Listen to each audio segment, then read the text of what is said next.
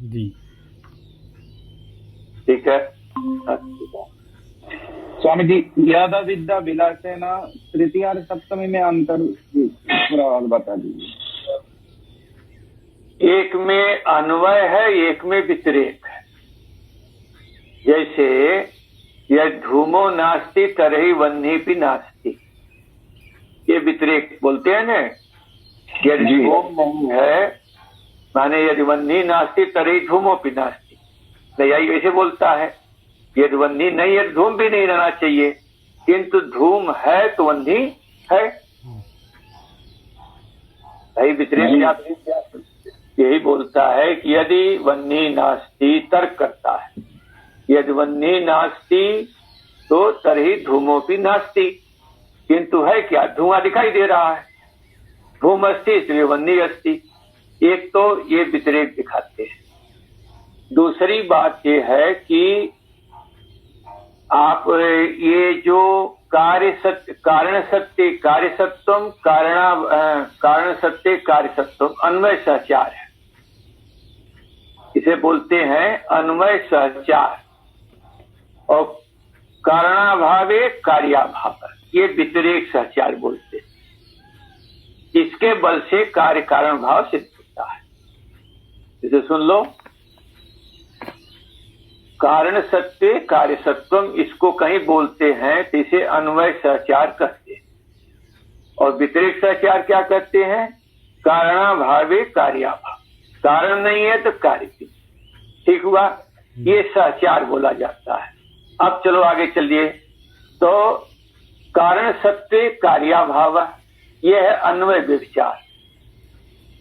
कारण हो और कार्य नहीं हो रहा तो यहाँ अन्वय व्यभिचार माना जाता है। और कारणाभावे कार्य सत्वम, ये होता है व्यतिरेक सहचार। चारों को लिख लेना समझने के लिए। अन्वय सहचार में इन सहचार के बल से क्या सिद्ध किया जाता है, कार्य कारण भाव सिद्ध किया जाता है। ये सहचार मान करके कार्य कारण भाव को सिद्ध करते हैं। आई बात समझ में? लगी पंक्ति में? हाँ, अब आ जाओ। अब यहाँ पर पहले दिखाया गया जो तृतीयांत पाठ लिया गया, वहां अन्वय सहचार लिख लेना। वहां अन्वय सहचार है। ठीक है कि अविद्या रूप कारण के रहने पर भूत भौतिक रूप कार्य होता है, ये अन्वय सहचार लिखा है। अब चलो व्यतिरेक सहचार में चलो। अविद्या रूप कारण के न रहने पर भूत भौतिक सृष्टि नहीं होती है, ये हो गया व्यतिरेक सहचार। जी स्वामी, हो गया स्पष्ट? ये नैयायिक का अन्वय व्यतिरेक अलग है, और कार्य कारण को सिद्ध करने वाला अन्वय सहचार व्यतिरेक सहचार अलग है। इन दोनों को विद्यार्थी को फार्मूला रखो। देखिए, हमेशा ग्रंथ पढ़ते समय जो फार्मूला होता है उसको लिख के रखना पड़ता है। क्यों? अरे भाई सुन लिया कि दो गाय चार होते हैं, अब दो बकरी आ गई तो बस परेशान हो गया, ये दो बकरी कितने होंगे।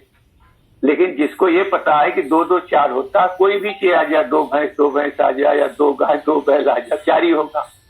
ठीक न? तो फार्मूला को लिख करके रखो। अन्वय सहचार ये है, व्यतिरेक सहचार ये है, अन्वय व्यभिचार ये है, व्यतिरेक व्यभिचार ये है।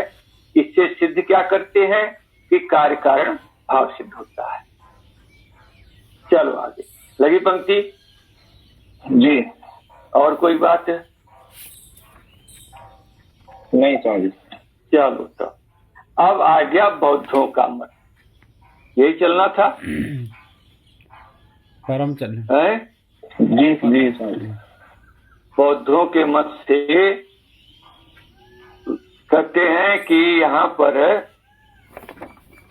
देखो, आप लोग संत हो, सरल उपाय ये है कि हम मैं को कहाँ स्थापित कर रहे हैं। आ जाओ, आप लोग संत हैं, साधक हैं, हम मैं को स्थापित कहाँ करते हैं। जहां आप मैं को स्थापित करोगे उसी का फल आपको मिलेगा। ये जिंदगी में बांध के रख लेना।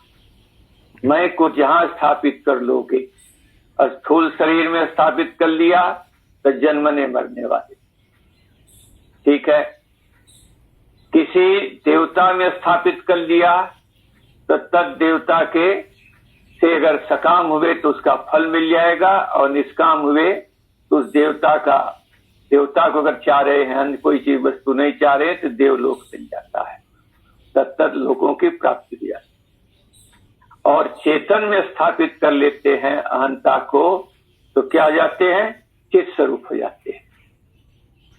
इसलिए हमेशा जो है वेदांत जो है चेतन में स्थापित करने को, अहंता जो है जब हम मैं चित हूं ये स्थापित आप कर लेंगे तो चित में न कर्तृत्व है, न भोक्तृत्व है, न जड़त्व है, न दुखत्व है, न विषय जनित सुखत्व है, कुछ भी नहीं।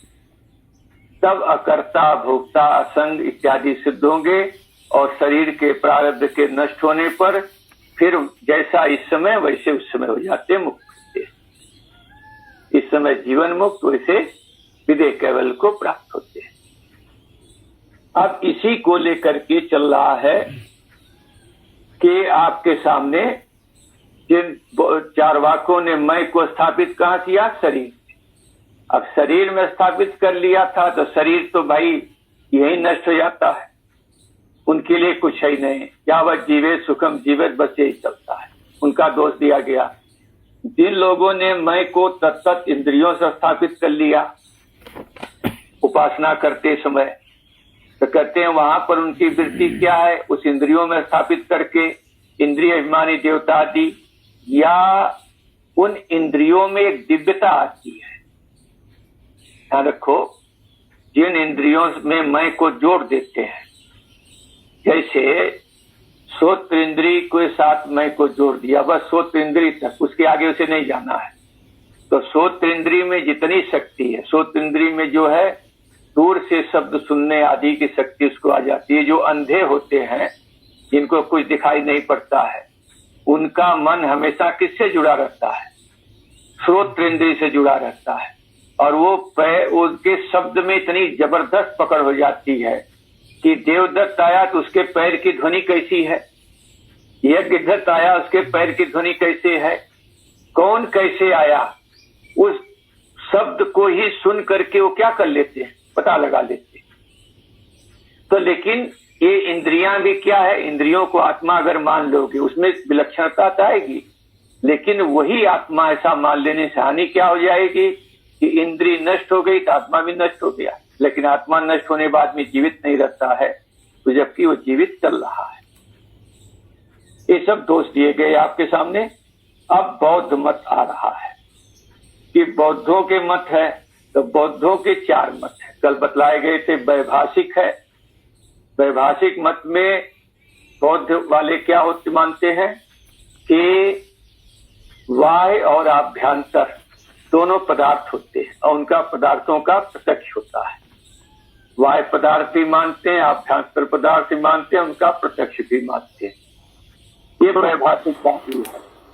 और सौत्रांतिक क्या है कि सौत्रांतिक ये कहता है कि इसके बाह्य पदार्थ होते हैं, बाह्य पदार्थ उसके नहीं। सौत्रांतिक कहता है कि बाह्य पदार्थ है और आभ्यंतर पदार्थ वो भी मानता है, लेकिन प्रत्यक्ष नहीं मानता, अनुमेय मानता है। ये हुआ सौत्रांतिक का। और योगाचार वाला है वो विज्ञानवादी है कि अंदर का जो विज्ञान है वही बाहर भास रहा है, और ये विज्ञान प्रतिक्षण सर्वम क्षणिकम, इस प्रकार से उसका विज्ञान क्या, त्रिक्षण ध्वंस प्रतियोगित्व, एक क्षण में रहा, एक क्षण उत्पन्न हुआ, दूसरे क्षण रहा, तीसरे क्षण में नाश हो जाता है। बौद्धों का ये जो है तीसरा मत है। चौथा मत है सर्वम शून्यम। कोई मान्यता मत रखो। सर्वम शून्यम को उन्होंने श्रेष्ठ क्यों माना, और आज दुनिया सारी विपश्यना में क्यों भाग के जाती है? अच्छे अच्छे पढ़े लिखे लोग क्यों जाते हैं? कोई आपसे पूछ ले, क्या ये बतलाइए कि सारी दुनिया उनके यहाँ क्यों भाग के जाती है? तो ये जो शून्य है, आप जब आंख बंद करते हो तो क्या ध्यान में दिखाई पड़ता? शून्य। ये शून्य क्या है? प्रकृति का कार्य है। जब आप शून्य में मन को लय कर देते हैं, अपने अहम को कहाँ जोड़ देते हैं? शून्य से। शून्य क्या है? प्रकृति। तो उस प्रकृति में लय होने से आप कौन सी समाधि में जाते हैं? प्रकृति लय हो जाते हैं। और प्रकृति में लय जब आपका मन होगा, ये मन जहां डूबता है वहां से कोई शक्ति लेके आता है, तो वहां से कुछ लेके आएगा, तो प्रकृति में डूबेगा तो प्रकृति में कितनी शक्ति है? असीम शक्ति जो संपूर्ण जगत को उत्पन्न करती है। तो उसमें अरिमा गरिमा लगिमा इत्यादि जो है अष्ट सिद्धियां रहती हैं। इन बौद्धों के पास भी सिद्धियां होती, इस विषय का ध्यान रखिएगा। ये सिद्धि आई कहां से इनके पास? तो ये प्रकृति लय से वहां सिद्धि ले आते हैं और उसी में कृत हो जाते हैं। ये सारी शिष्य को, ये हमारे यहाँ क्या है, ये देवी को पूजो, इस देवता को पूजो, ये गणेश को पूजो, इसको पूजो, उसमें उन्होंने कहा भाई सब कुछ छोड़ दो, तुम प्रकृति माने शून्य पर स्थिर हो जाओ, मन का निरोध कर दो। तो मन का निरोध कर देने से वो प्रकृति लय होते हैं और प्रकृति में जितनी ताकत होती है सब वो खींच करके ले आते हैं। तो उनके यहाँ भी सिद्धियां आती है। आपके यहाँ क्या है? आप उस प्रकृति तक नहीं रुकते हैं। जब आप समाधि में जाते हैं तो समाधि में आप जड़ता को बार बार महापुरुष निषेध करते हैं। ये जो शून्य है, शून्य पर मत स्थिर रहा। योग वशिष्ठ में कहा गया है, न किंचित अभिचिंतयो योगी सदा शून्य परो भवेत्। योगी को कुछ भी चिंतन नहीं करना चाहिए, शून्य परायण रहना चाहिए। तो वहां शून्य परो भवेत् का अर्थ कर दिया गया, पंचमंत लिखा गया शून्यात परो। शून्य पर अर्थ किया गया शून्यात पर, शून्य से परे जो चेतन है।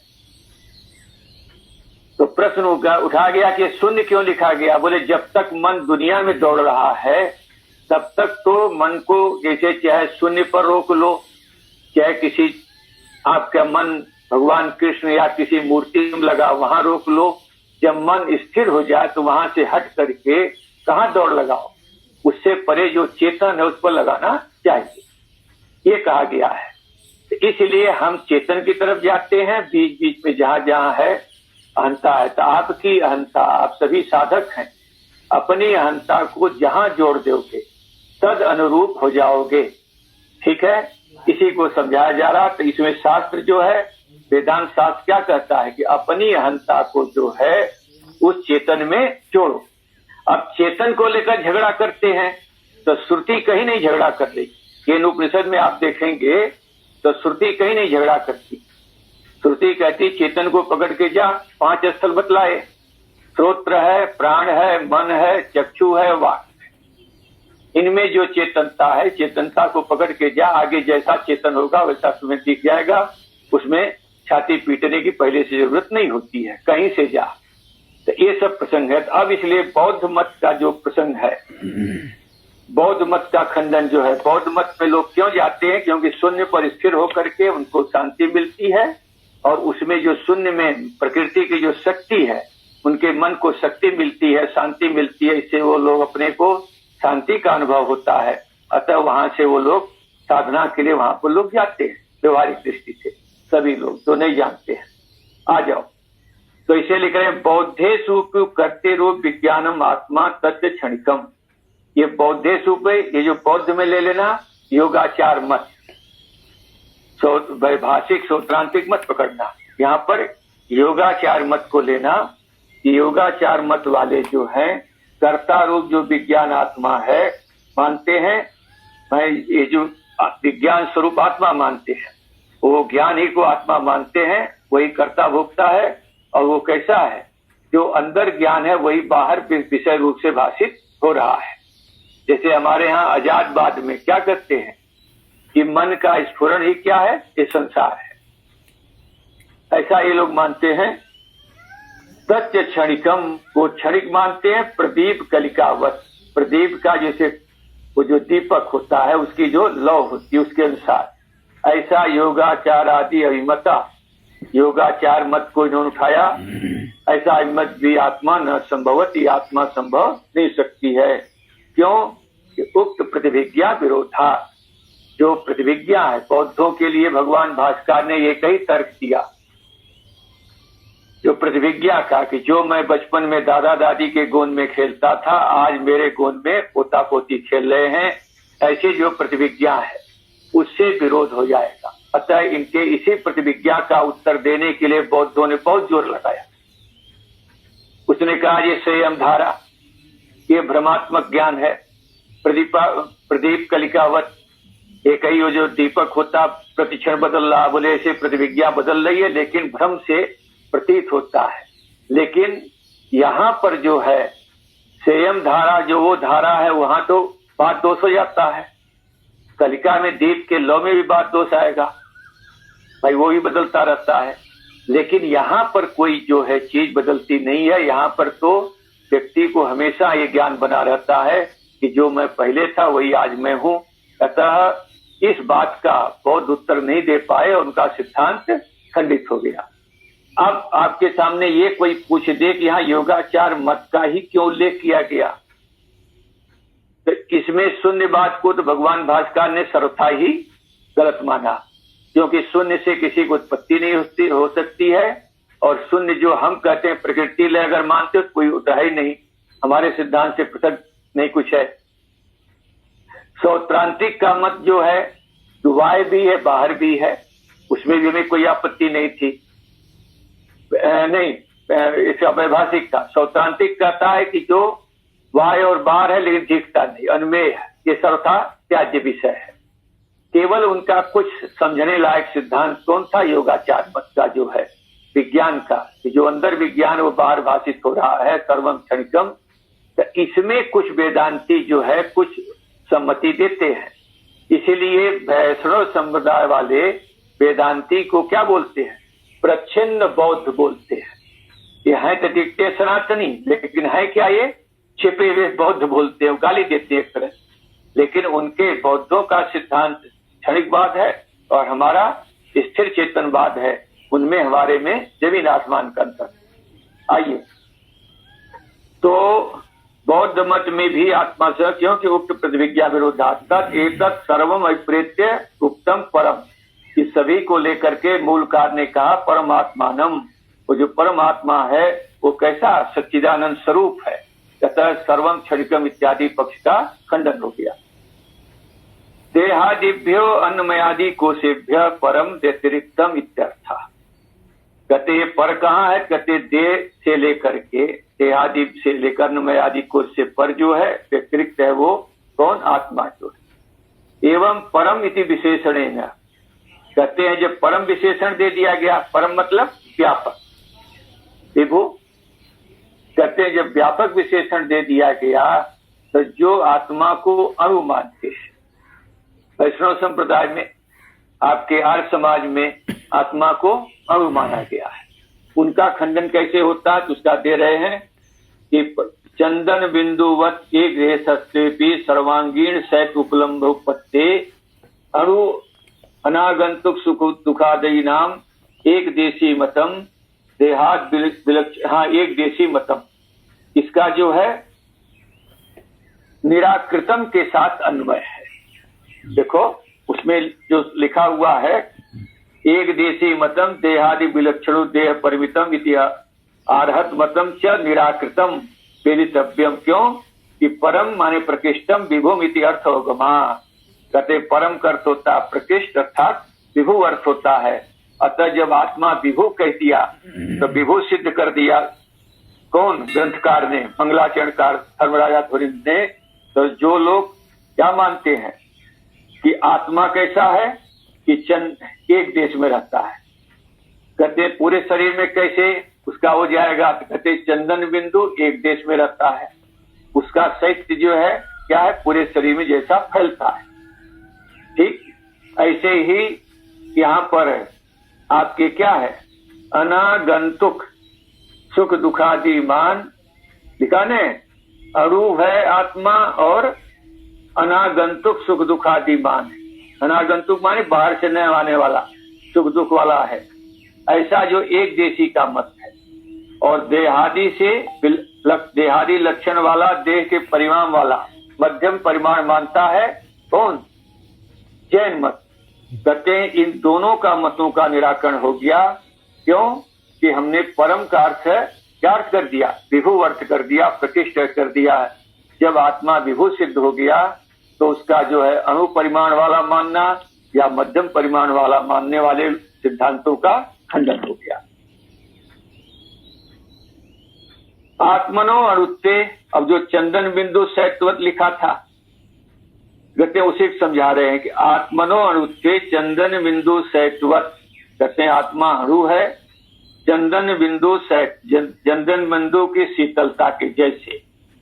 क्या होता है कि स्व आश्रय अंश प्रसर्पण द्वारा निरंसाया आत्मत्व उपलब्धे सर्वांग संगित्व असंभवेन गंगा हृदय निमग्न युगपत सर्वांगीण सहित उपलब्ध अभाव प्रसंगा। कहते हैं कि आप जो क्या मानते हो आत्मा को अणु मानते हो। ये चंदन बिंदु एक जगह रहता है और करता क्या है कि वो स्व आश्रय अंश प्रसर्पण यहाँ पर ले लेना। स्व माने आत्मा का आश्रय लेंगे शरीर, शरीर के अंश में फैलने के द्वारा पूरे शरीर में वो फैलता है, ठीक है, पूरे भाग में जो है मानते हो। इस प्रकार से सर्वांग संगित होता है। तो स्व आश्रय अंश, आत्मा का आश्रय लगाएगा शरीर, शरीर का अंश में जो है अंगादि में के माध्यम से फैलता है। कहते हैं ये सब बाबा जी कहाँ पर होगा, जो अंश अंशी भाव होते हैं। लेकिन जो निरंश है, आत्मा कैसा है, निरंश है। तो निरंसा या आत्म उपलब्धि, निरंश जो है निरंश आत्मा है, जो आत्मा जो अंश से रहित है। ठीक, आत्मा में कैसा है, आत्मा में तो ये निरंसा या आत्म उपलब्धि यहाँ पर जो है अर्थ लगाना विद्यार्थी को कठिन होता है यहाँ पर, इसलिए इसको अर्थ बदलना। निरंसा यह आत्मा तस्य गुणभूता या उपलब्धि तस्य ज्ञानस्य, ऐसा अर्थ ले आते। यद्यपि आत्मा निरंश है, आत्मा कैसा है, निरंश है। तो निरंश आत्मा होने पर भी उसका आश्रय जो है शरीर, उसमें अंश है, उसके माध्यम से पूरे में क्या है उसकी उपलब्धि, उसके गुणों की उपलब्धि हो जाती। ये पूर्व पक्षी का कथन है। और सर्वांग संगित्व कहते निरंतर आत्मा में उपलब्धि होगी, कहना ऐसा सर्वांग सर्व अंग संगित्व संभवी न। एक ख्याल रखो, ये निरंसा या आत्म उपलब्धि दोनों तरफ का अन्वय है। निरंश आत्मा में उपलब्धि जो मानता है कहते हैं वो संभव नहीं है। क्यों कि सर्व अंग संगित्व संभवी, जो निरंश एक तरफ का निरंश बोल रहे हो, अणु परिमाण वाला आत्मा मान रहे हो, और एक तरफ कह रहे हो कुछ में अंश होकर के संपूर्ण शरीर में फैलता है, तो वो सर्वथा संभव नहीं है। इसको फिर से सुन लो कि आत्मा को अगर अणु मानोगे, अणु मानने मतलब क्या सिद्ध होगा, आत्मा अणु जब मानते हो तो अणु का कोई अंश नहीं होता है। सबसे आखिरी छोटा परिमाण किसका होता है, अणु होता है। तो आत्मा को आपने क्या मान लिया, निरंश मान, ठीक है। तो कहते हैं जब निरंश मान लिया आपने तो पूरे शरीर में वो कैसे सुख दुख का अनुभव करेगा। उसके लिए कहा इन्होंने कि चंदन बिंदु शैत्यवत, ये चंदन का बिंदु होता है, उसकी शीतलता कैसे होती है कि जहां चंदन बिंदु लगा, स्व से ले लेना चंदन बिंदु, उसका आश्रय कौन हो गया, शरीर, शरीर के माध्यम से उसके अंशों में उसका फैलाव होता है, उसके गुणों का शीतलता फैलती है। ये प्रसंग कहा गया। तो इसका खंडन करते हुए सिद्धांती कह रहे हैं कि जो निरंश आत्मा है, पहले ही आपने अणु मान लिया है, निरंश आत्मा में जिसका कोई अंग ही नहीं है, तो फिर सर्व अंग संगित्व, सभी अंगों से उसका संबंध बनेगा, ये तो संभव ही नहीं है, असंभव न। दूसरा दोष ये है कि गंगा हृदय निमग्न से जुगुपर सर्वांगीण सहित उपलम्ब भाव प्रसंगात।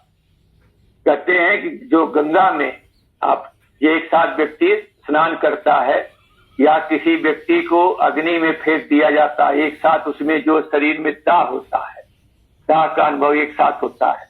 तो कहते हैं सभी जगह जो है युगपत सर्वांगीण जो शैत्य का अथवा उष्णता की जो उपलब्धि होती है, अग्नि में जल रहा है व्यक्ति सासा गिर करके, उसमें उष्णता की उपलब्धि एक साथ होती है और शीतलता अगर उसे फेंक दिया गया तो पूरे शरीर में जो एक साथ शीतलता की उपलब्धि होती है, कहते हैं वो सब संभव नहीं हो पाएगी। क्या मानने पर? अणु मानने पर। अच्छा, अब आपने ये जो कहा कि श्रुतियां जो हैं क्या कहती हैं कि उसे अणु परिमाण बतलाती हैं, उनका उल्लेख कर रहे हैं कि बालाग्र सतभागस्य सतधा कल्पितस्य भागो जीव सविज्ञेय सचरंताय कल्पिते। कहते हैं ये जो है बाल के अग्रभाग का 100 भाग करो, उसके फिर उसके 1 का 100 भाग करो, उसमें उसके बराबर जीव को समझना चाहिए और वो अनंत जीव होता है, ऐसा जो श्वेताश्वतर उपनिषद में कहा गया। अणो अरियान ये वो सूक्ष्म से सूक्ष्म है। इत्याद्या श्रुति स्तु, कहते ये श्रुति महतो मह्यान इति वाक्य शेषा महानज इति स्वतंत्राच आत्मनो दुर्लक्ष्य मात्र परा। कहते हैं आगे की जो श्रुतियां है जो आत्मा को विभु बतला रही है और क्या बतला रही है, महान बतला रही है, उन श्रुतियों को देख करके इन श्रुतियों का जो मूल अर्थ है उसको गौणार्थक मान लेना चाहिए। अर्थात कि ये जब किसी श्रुति से 2 श्रुतियों में जब विरोध होता है, ध्यान रखो, 2 श्रुतियों में जब विरोध होता है तब एक श्रुति को मुख्यार्थक और एक श्रुति को गौणार्थक मानते हैं। तब किसको मुख्यार्थक? तो जो तर्क से उपोद्बलित होती है, तर्क से पोषित श्रुति होती है, वो तो हो जाती है मुख्यार्थक, और जो जिसमें तर्क से जो खंडन हो रहा, दोष आ रहा, वो हो जाती है गौणार्थक। तो अगर आत्मा को विभु मान ले तो उसमें जो पीछे चंदन बिंदु सेट इत्यादि का जो दोष आ रहा था वो नहीं आएगा, और अणु मान लोगे तो दोष आ रहा है। इसलिए आत्मा को जो महान बतलाने वाली श्रुतियां हैं वो मुख्यार्थक हो जाएंगे, अर्थात आत्मा विभु है, व्यापक है, और आपके जो आत्मा को अणु बतलाने वाली श्रुतियां हैं वो गौणार्थक होने से उनके वाक्य को बदल दिया जाएगा, अर्थात उनका अर्थ कर देंगे कि उस आत्मा को जानना क्या है, दुर्विज्ञेय है, वो आत्मा अति सूक्ष्म है, ये अर्थ कर दिया जाता है। आइए दुर्लक्ष्य मात्र बड़ा नापि देह परिमितम। कौन है ये? जैन मतवादी है। कहते जैन मत का जो खंडन किया गया परम विशेषण देकर उसका स्पष्ट कर रहे हैं कि जैन मत भी नहीं मान सकते। एकस्य आत्मन क्रमेण गज मनुजम असक क्या है मसक गज मनुज मसक शरीर प्राप्त अवयव अपचय से आवश्यकत्वेन अनित्यत्वा पातात। कहते हैं अगर एक परिमाण स्वरूप अगर आत्मा को मानोगे, जब आत्मा हाथी में गया, मनुष्य में गया, मसक में गया, तो अगर हाथी की तरफ से आएगा तो फिर आत्मा को छोटा करना पड़ेगा, और मसक की तरफ से जब हाथी में जाएगा तो आत्मा को बड़ा करना पड़ेगा।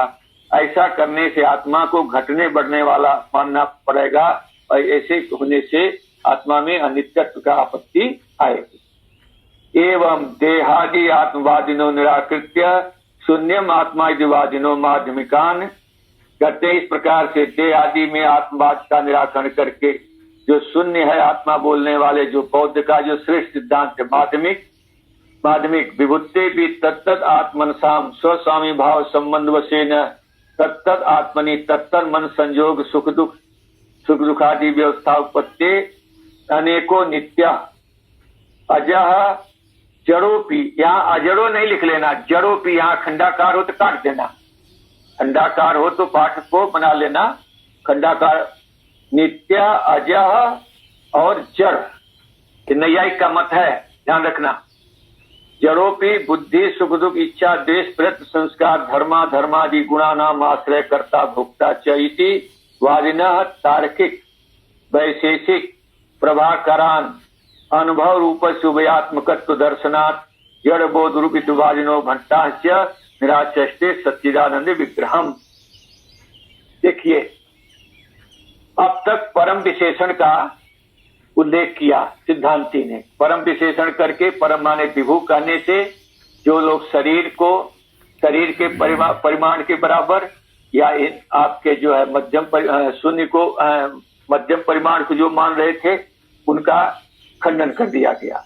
अब जो लोग आत्मा को क्या मानते हैं कि शून्य रूप है, आत्मा कैसा है, शून्य रूप है, कहते हैं उसका खंडन क्यों हो जाएगा?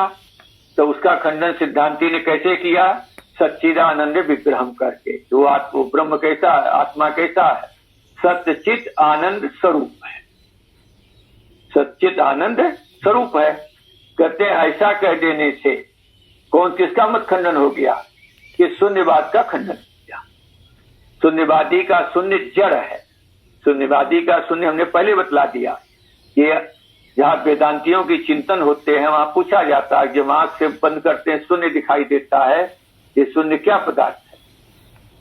और बौद्धों को शून्य में, बौद्धों को क्या है, रिद्धि सिद्धि कहाँ से आती है? बौद्धों के पास जो शक्ति कहाँ से आती है? बौद्ध मत में लोग क्यों प्रवेश कर रहे हैं?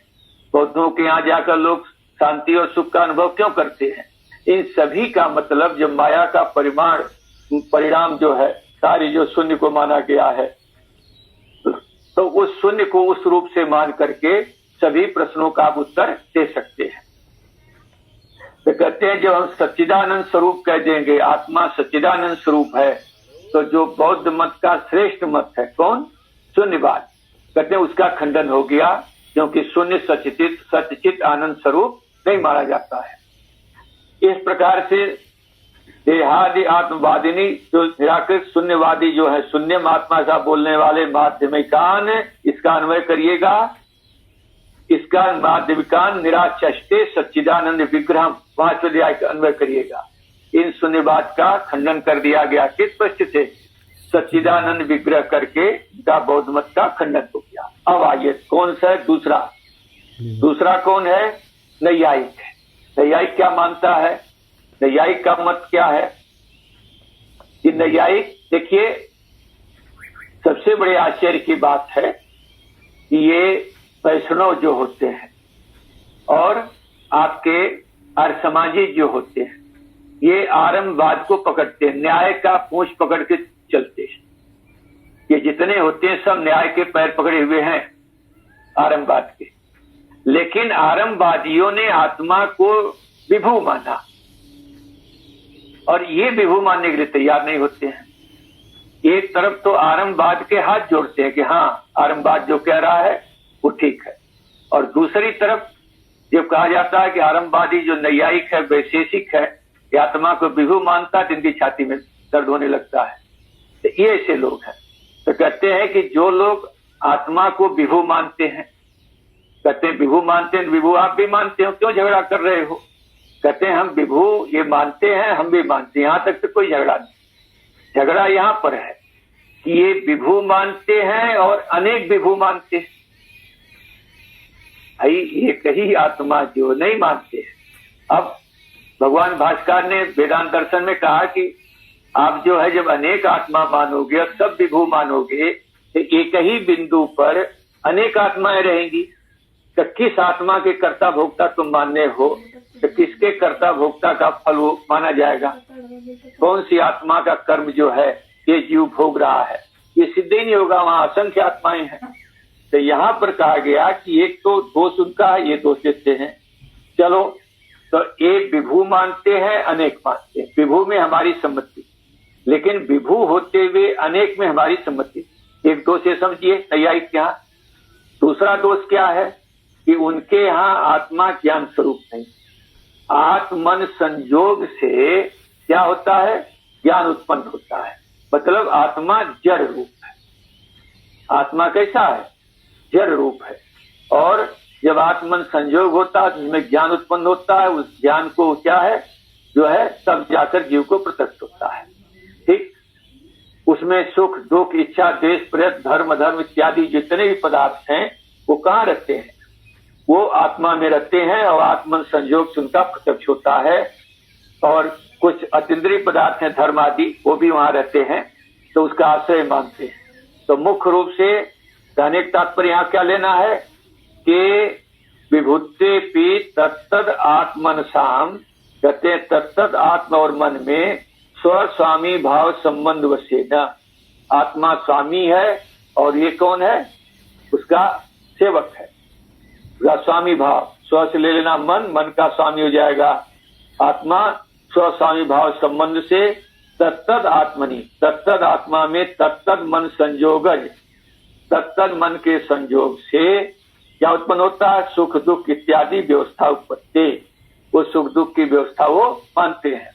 और अनेक आत्मा है, नित्य है, अज है। आत्मा को नित्य मानते हैं, अज मानते हैं।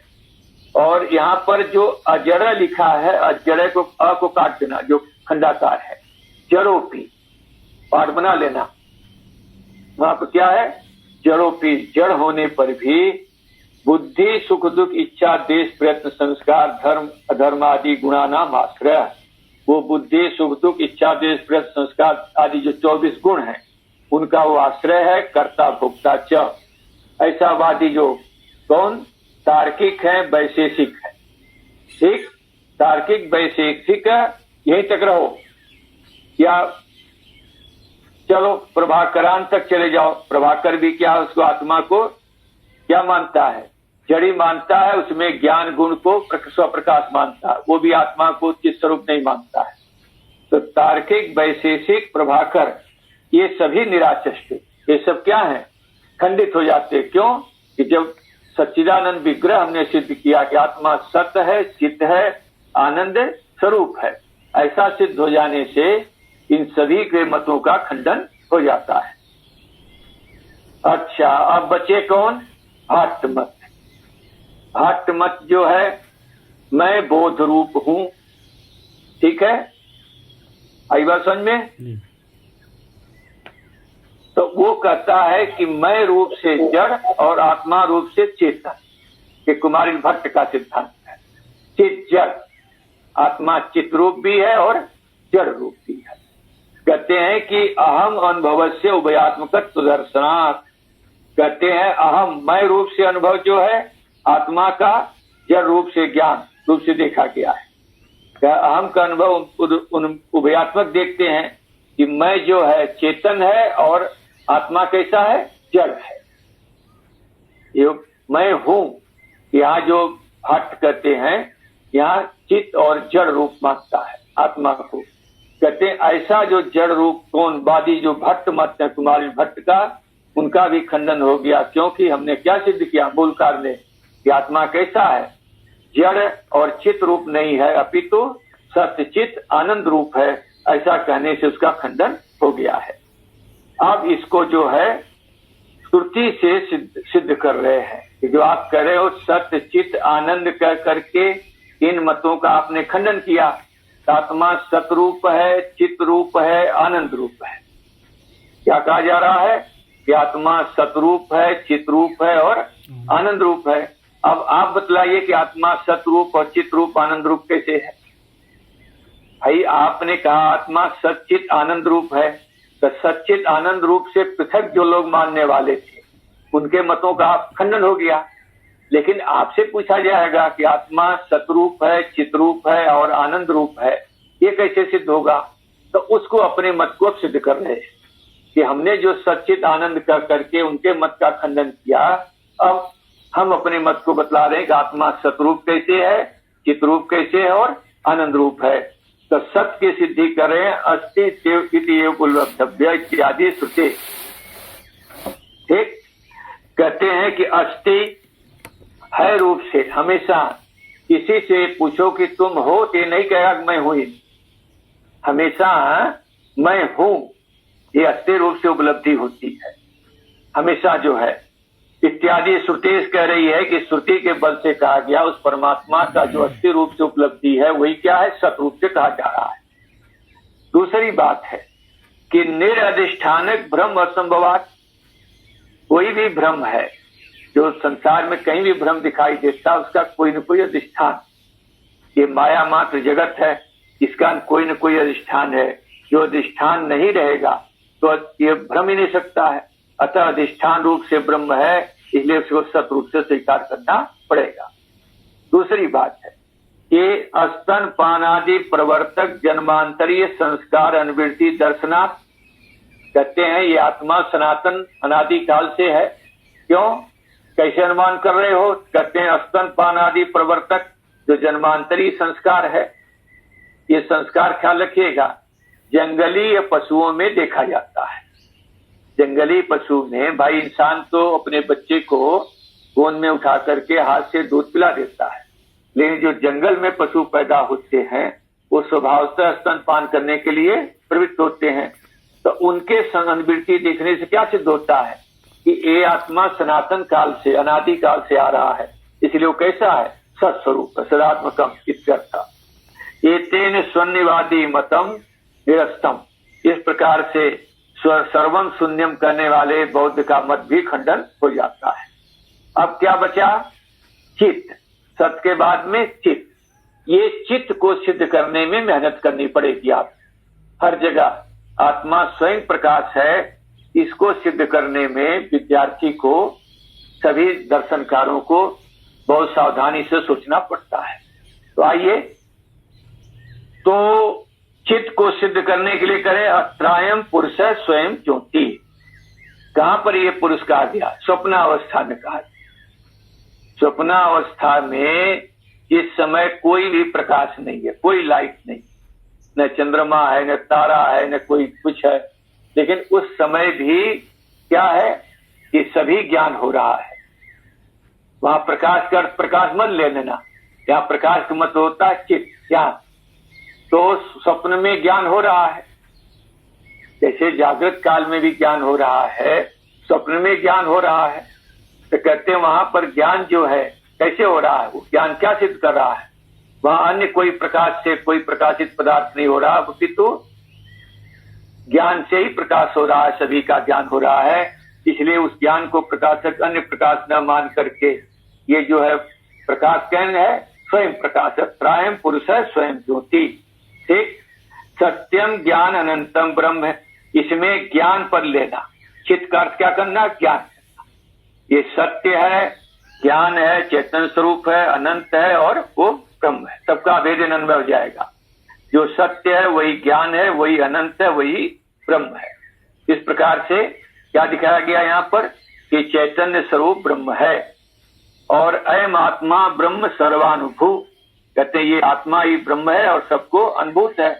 इस श्रुति से क्या दिखाया जा रहा है कि स्वयं प्रकाशत्वेन स्वयं प्रकाश ज्ञानात्मत्वेन च प्रतिपादना चिदात्मकम इत्यर्थ। कहते हैं श्रुति से वो स्वयं प्रकाश है और स्वयं प्रकाश ज्ञान स्वरूप आत्मा, माने ज्ञान स्वयं प्रकाश है और साथ साथ वो स्वयं प्रकाश ज्ञान जो है किम स्वरूप है? आत्म स्वरूप है। तो दो बातें सिद्ध होती है कि जो स्वयं प्रकाश ज्ञान है, प्रभाकर के मत का ध्यान रखिएगा। प्रभाकर का मत में ये है कि ज्ञान स्वयं प्रकाश है और आत्मा कैसा? जड़। ये सिद्धांत को बारीकी पकड़िएगा। प्रभाकर जी कहते हैं ज्ञान स्वयं प्रकाश है और आत्मा जड़ है। वेदांती क्या कहते हैं कि ज्ञान स्वयं प्रकाश है, उस स्वयं प्रकाश ज्ञान से अभिन्न आत्मा है, अतः आत्मा भी स्वयं प्रकाश है। जरा सी बात में बात बिगड़ जाती है, नहीं समझ पाएगा विद्यार्थी तो सिद्धांत भटक जाता है। प्रभाकर के यहाँ ज्ञान को स्वयं प्रकाश माना गया और आत्मा को जड़ माना गया। वेदांती के यहाँ क्या है कि आत्मा भी ज्ञान जो स्वयं प्रकाश है वही तद्रूप ही क्या है? आत्मा भी है। उसी को लिखा है यहाँ पर कि स्वयं प्रकाश सत्तेन है। स्वयं प्रकाश कौन है? आत्मत्वेन है। स्वयं प्रकाश है ज्ञान और स्वयं प्रकाश ज्ञानात्मत्वेन च, और स्वयं प्रकाश ज्ञान स्वरूप कौन है? आत्मा है। ऐसा प्रतिपादन होने से चिदात्मकम इत्यर्थ। कहते हैं आत्मा चित स्वरूप सिद्ध हो जाता है, वो चैतन्य स्वरूप सिद्ध हो जाता है। ननु विज्ञान से कथम स्वप्रकाशता इति चेतना। अब यहां से विषय ये हर जगह जो है आत्मा स्वयं प्रकाश है, इसको सिद्ध करने के लिए हर दर्शन में एक विशेष प्रक्रिया शुरू होती है, यहाँ पर मेहनत करनी पड़ती है। अब यहाँ पर आ रहा है कि विज्ञान को आप कैसे स्वयं प्रकाश करें, जो ज्ञान है वो स्वयं प्रकाश कैसे है, ये विषय यहाँ पर आया है। तो कहते हैं कि चेत विज्ञान कैसे स्वयं प्रकाश, अर्थात विज्ञान स्वयं प्रकाश नहीं माना जा सकता है।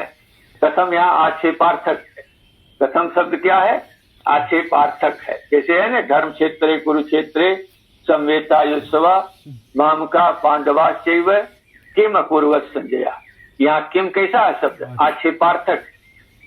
क्योंकि गीता 10वें दिन सुनी जा रही है।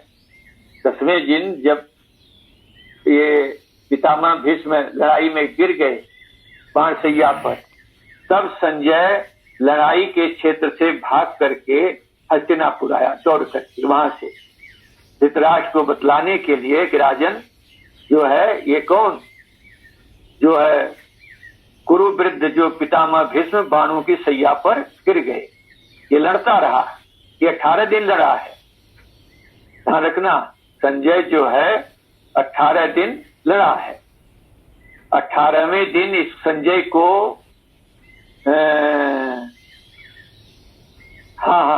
सात्विकी ने पकड़ लिया। संजय को सात्विकी ने पकड़ लिया, पकड़ के रथ में बांध लिया। तो धृष्टद्युम्न जो सेनापति था पांडवों का आया, बोले इसको बांध के क्या करोगे? उसने तलवार निकाली इसका सिर काटने के लिए, इसका सिर काट देते हैं संजय का। तब भगवान वेदव्यास जी प्रकट हुए, बोले इसको छोड़ दो, ये विदुर की सेवा करेगा।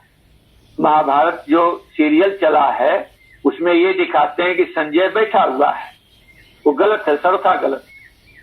संजय जो है 18 दिन लड़ाई लड़ा है। आखिरी दिन जब भगवान वेदव्यास जी प्रकट होकर छुड़ा दिए, तब इसने अपने कवच कुंडल जो कवच आदि हथियार सब फेंक दिए और लोह लुहान खून को लिए हुए फिर हस्तिनापुर की तरफ आया है। ये इसकी गति है। स्वामी जी, तो उसने धृतराष्ट्र को कैसे सुनाया? ऐसा है कि ये 10 दिन लड़ाई में लड़ा, ठीक है। 10वें दिन लौट के आता है शाम के वक्त, और फिर उसने 10 दिन की कहानी सुना करके फिर सवेरे भाग गया लड़ने के लिए। ये कहानी है वहां पर, ऐसा नहीं है महाभारत वाले गलत दिखाए हैं। ये 10 दिन लड़ते लड़ते सब कहानी जब धृतराष्ट्र के पास नहीं बैठा है, 10वें दिन शाम को ये भाग के आया और फिर आकर के सुनाया, और सुना करके जो है फिर चला गया है, फिर लड़ा है। आखिरी दिन हम बता रहे हैं आपको, आखिरी दिन संजय ने इसको पकड़ लिया, नहीं संजय ने सात्विकी ने पकड़ लिया इसको, लड़ाई में गया वहां इसको पकड़ लिया। वहां लिखा है कि एक तरफ से भागता हुआ ये दूसरी तरफ गया और वहां गई सेना का लेकर के सात्विकी लड़ रहा था, उसने इसको घायल देकर पकड़ के पीछे बांध दिया। फिर आया धृष्टद्युम्न, अरे बोले इसको पाल के क्या करेगा, मार इसके सिर को काट ले। उसने तलवार निकाली सिर काटने के लिए, तो धृतराष्ट्र ये भगवान वेदव्यास जी प्रकट होकर के अरे बोले इसको छोड़ दो, ये संजय क्या करेगा, ये धृतराष्ट्र की सेवा करेगा। तो 18वें दिन छोड़ दिया। फिर वहां से भागा हुआ जो आ रहा था, इसको रास्ते में जो है ये क्या कहते हैं कहीं छिपा हुआ, इसको पता ही था दिव्य दृष्टि थी ही, और जब दुर्योधन मर गया तो इसकी दिव्य दृष्टि खत्म हो गई। महाभारत भी चला गया इसका जो दिव्य दृष्टि थी वेदव्यास की दी हुई। कोई लोग पूछते हैं कब तक दिव्य दृष्टि थी इसकी, तो जब तक दुर्योधन मरा नहीं तब तक इस पर दिव्य दृष्टि थी, और ज्यों दुर्योधन मरा तो इसकी दिव्य दृष्टि समाप्त हो गई। महाभारत काल वहीं समाप्त माना जाता है। तो ये लड़ता रहा है रोज। तो यहाँ पर जो है कि वहां आक्षेपार्थक है। तो 10 दिन लड़ाई हो चुकी है, तो फिर पूछना क्या, किम अकुर्वत संजय, क्या हुआ? अरे भाई वहां अर्थ हुआ किम का आक्षेपार्थक, माने क्यों ऐसा हुआ कि धर्म क्षेत्र कुरुक्षेत्र, धर्म क्षेत्र कौन है? कुरुक्षेत्र है। और वहां पर धर्मराज युधिष्ठिर आदि, भगवान आदि, पितामह भीष्म आदि, द्रोण आदि सभी धार्मिक थे। ऐसे धार्मिक स्थल पे ये क्यों हुआ? पितामह भीष्म जैसे योद्धा जो है आज सरसैया पड़े हैं। तो पहले उसके दो चार श्लोक देखोगे ना गीता में, तो जब वो भाग के आया इसको सुनाया धृतराष्ट्र को, तो पितामह भीष्म सरसैया पर पड़ गए हैं, तो ये बेहोश हो गया सुनकर, और फिर रोया, और रो करके फिर उठा, फिर प्रश्न पूछ रहा है। ये गति है वहां महाभारत। आ जाओ। तो कहते हैं विज्ञान, यहाँ कथम अर्थ माने किसी प्रकार से स्वप्रकाश सिद्ध नहीं हो सकता कि चेत न, सिद्धांती कह रहे हैं विषय आत्म विज्ञानानाम, कहते हैं विषय घटपट विषय कैसा है? जड़ है। आत्मा को भी आप क्या मान रहे हो? जड़ मान रहे हो। ज्ञान को भी स्वयं प्रकाश नहीं मान रहे, उसको भी आप जड़ मान रहे हो। तो बाबा जी तीनों आपने जड़ मान लिया, विषय भी जड़, आत्मा भी जड़, ज्ञान भी जड़, ज्ञान भी स्वयं प्रकाश नहीं है। कहते हैं त्रयाण भी जड़ से, कहते हैं तीनों ही जड़ मान लोगे तो जगत आंध्य प्रसंगात, जगत जो है जगत में क्या है? आंध्य प्रसंगात, अंधा हो जाएगा, किसी को कोई ज्ञान होगा ही नहीं। कहो कि नहीं, एक ज्ञान से दूसरा ज्ञान प्रकाशित होगा। ध्यान रखो, नैयायिक दो ज्ञान मानता है, एक व्यवसाय ज्ञान, एक अनव्यवसाय। एक है व्यवसाय ज्ञान, अयम घटः, ये व्यवसाय ज्ञान है, और घट ज्ञानवान अहम, ये अनव्यवसाय ज्ञान।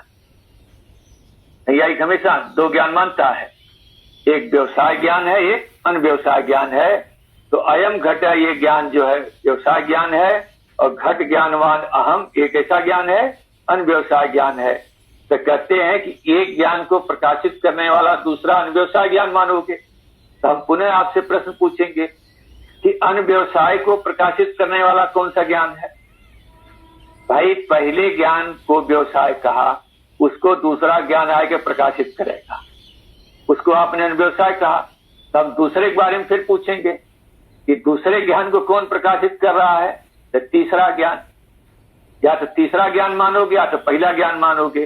तो पहले ज्ञान को मानोगे तो अनोन्याश्रय दोष हो जाएगा, ठीक है।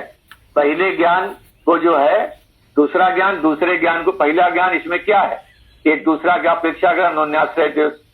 और तीसरे ज्ञान पर जाओगे तो तीसरे को भी पूछा जाएगा, तो तीसरे को प्रकाशित पहला करता, पहले को प्रकाशित दूसरा करता, दूसरे को प्रकाशित तीसरा करते, चक्रक दोष आ जाएगा। चक्रक दोष से बचोगे तो आगे फिर बढ़ते जाओगे, तीसरे को चौथा, चौथे को पांचवा, अनवस्था दोष हो जाता है। इस प्रकार से लगाना, कितना दोष आएगा?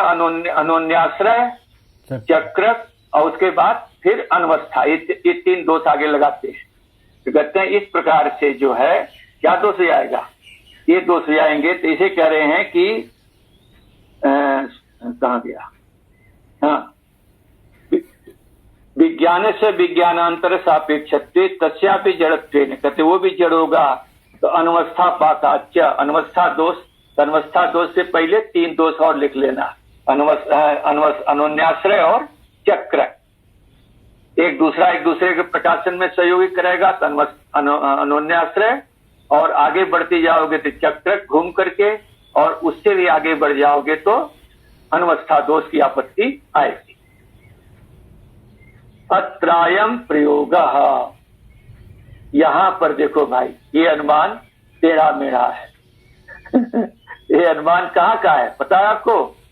अद्वैत सिद्धि में आया हुआ है। अद्वैत सिद्धि के चौथा भाग किस किस पर है? चौथा भाग है आप पर है? नहीं समझे। हाँ, तो चौथे भाग में 292 पेज पर हमने इसको विस्तार से लिखा है। यहाँ हम पढ़ाएंगे ही आपको। चौथे भाग में 292 पेज। हाँ कुमार चेतन जी, जिस पर नहीं उसको व्हाट्सएप कर देना, कल पढ़ाएंगे इस अनुमान को। उसका 292 पर यह अनुमान लिखा है हमने हिंदी में विस्तार से।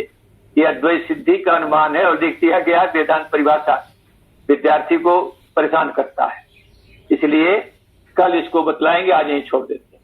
आप लोग एक बार हिंदी पढ़ के आइएगा। पृष्ठ संख्या है चौथे परिच्छेद का पृष्ठ संख्या है 292। अगर नहीं तो हम भेज देते हैं आपको, एक व्यक्ति जिस पर न हो उसको हम फोटो खींच करके व्हाट्सएप कर देंगे। आप लोग पढ़ लीजिएगा, कल फिर बताएंगे। ठीक है? ठीक है। ओम पूर्णमदः पूर्णमिदं पूर्णात् पूर्णमुदच्यते पूर्णस्य पूर्णमादाय पूर्णमेवावशिष्यते। ओम शांति शांति शांति।